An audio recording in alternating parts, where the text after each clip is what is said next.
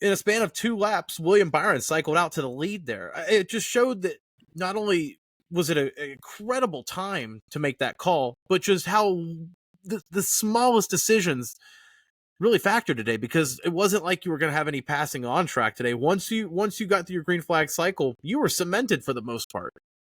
Yeah, I mean, these cars, if they've shown us anything, it's that, they're so specced out that there's just not that much of a difference between anybody on the track. So, it's frustrating, but ultimately the only advantages that you can really find in the next gen era are on pit road. And, all credit to William Byron's team and Rudy Fugle for, saying, hey, we're going to come in, a little bit earlier than anyone would expect. And ultimately, like Al Pacino on any given Sunday, the inches we need are everywhere. And they found them. And it's hard to really, it just doesn't, it sucks because at the end of the day, it's not on track racing that is really the focal point of what we're watching. It's strategy and stuff like that. And don't get me wrong, there is room for that in the sport, but at the end of the day, the on track product has to be what's prioritized. Am I right? Like, I'm not crazy, am I, Bob?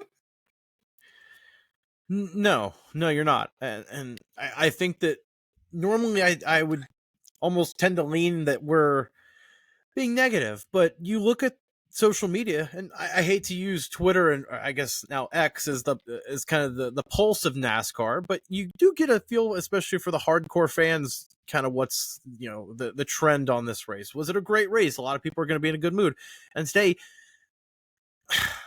I struggled to find even one positive thing about today's racing, and that's the issue. Is if you like strategy, usually there's a race for you like that. There was no strategy today outside of one late pit cycle, but once it cycled out, and I love green flag pit cycles because it really does show the full team aspect there. But one green flag cycle, like we said, it was 2 laps that really made the difference today out of a 500 lap Martinsville race. It just you seems really didn't need to watch anything else. No, I agree. And the craziest thing is that we all come in with such hope every week watching stage 1 because we think, okay, what tire did Goodyear bring? Did anybody nail the setup? What's going on? Like, is there anything that we're going to be able to notice in stage 1? And the only thing that stage 1 brought me today was frustration. I mean, I watched it and it was follow the leader. I mean, Kyle Larson was dominant, was what it was, but it just seemed like a lot of what I always say I will never be an F1 fan for, because it just felt like a lot of follow the leader. And it's just so frustrating, especially on, such a short track, and you're so used to kind of the golden age of NASCAR with guys getting moved and really struggling because of the horsepower in the car to keep the wheels on the track and, and to not keep the, to kind of keep the back end where it needs to be to get around the corner. And it just feels like there's none of that. And I understand, the next gen car is a necessary evil. I think it does ultimately, allow more teams to be competitive, but we can't act like this car is bulletproof anymore, especially at short tracks, and especially with the way that the schedule sets up that we're going to get Richmond and Martinsville back to back. You either need to do something and Texas next week. Don't forget, buddy. We have a great thing for momentum with fans coming up here.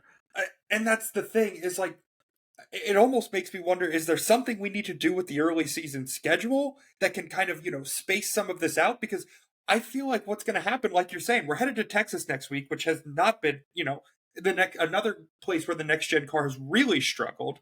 And it feels like we're going to lose momentum as a sport, because this is the most relevant that NASCAR has been in a very long time. TV ratings have been great, but you can't produce 3 snooze fests in a row and expect new people to keep, kind of stick with your product.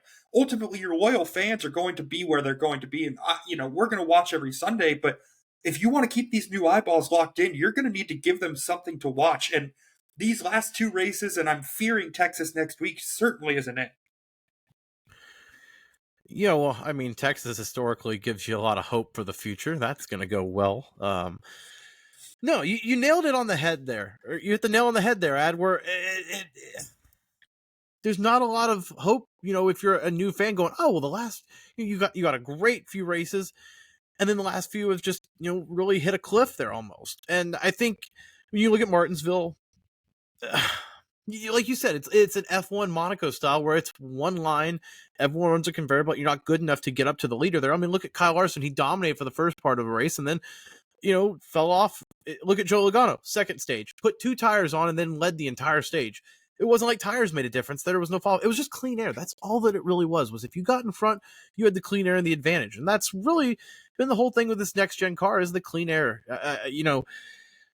I think you look at Bristol a couple weeks ago and everyone goes, oh, we've saved short tracks now. We have done it. We have saved the city, Patrick. It's the SpongeBob meme there. We did it. We saved the city. And then you look at that and you think, okay, maybe that was just catching lightning in a bottle. I think more than anything with the tires there, because otherwise, the short track package with the next gen car has been lackluster, putting it nicely. And this is just one other race, par for the course there. But yeah, like I said, I think that Bristol was probably an outlier, and it probably got people more excited about Martinsville this weekend. And the ones that were rewarded thinking, oh, it's going to be another old school Martinsville race, what you grew up on in the 2000s, the 2010s.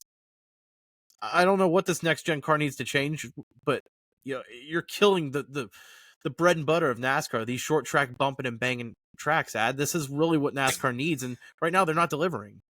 No, and that's the thing that is the most frustrating is that these short tracks are the backbone of NASCAR. It's what really makes the product different is the fact that you can move guys, and there were still people trying to move people around. I mean, you saw Chase Elliott, door William Byron on that last lap pretty good, but these cars are just so big and so, kind of beefy, for lack thereof a better word, that in order to really kind of move somebody, you got to slam into them.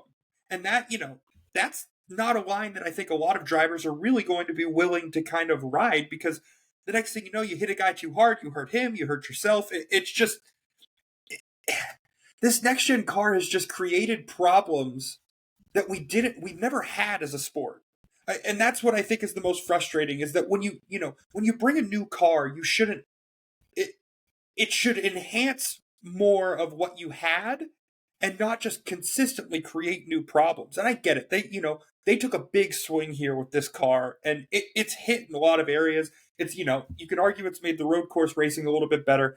The 1.5 mile ovals, obviously, we're going to have to leave out Texas, but it just seems like there are areas where this improved. But to just basically, you've absolutely neutered short track racing. I mean, there is just no nuts left in it at all. And I think that's what really ultimately brought people to watching stuff like this. And you want to see the contact. You want to see guys get aggressive. You want to see these guys get frustrated with one another. But the car just doesn't allow for it, because ultimately, like you said, it's just whoever gets clean air, you're going to have an advantage there. And then it's just a matter of whether or not you've got a good enough car to get through lap traffic. And it's just such a different product from what we're used to at the short tracks. And, you brought up the good point. How do we fix this? I don't know. I've never driven a race car, but everybody who has driven a race car has said, hey, we could use some more horsepower. And ultimately, maybe it's time to start listening. I understand that, you don't just want the drivers to be able to run the show and just, to be too reactive to what they're saying. But at this point, you've tried just about everything else. You've had Goodyear try and handle it. Let's give the guys some more horsepower and see what happens, at least. I mean, what do you have to lose at this point?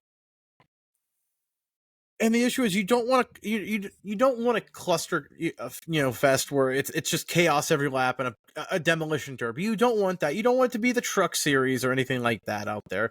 But if you add horsepower, you're going to see comers and goers at least. And you look at today, all those green flag runs, and I love green flag runs, because when you get green flag runs, you get green flag pit cycles, and it really, like I said, it introduces the whole team aspect. You have to be nails on that pit cycle, because it's all or nothing right there. If you have a mistake, it ruins your whole day. But like I said earlier, you can't have that entire stretch, that 2 or 3 lap stretch of pit road green flag cycles there, be the entire race at 500 laps. And right now with the next gen car, that's the issue, is there was nothing else. There's no comers and goers. There's no fall off with the tires there.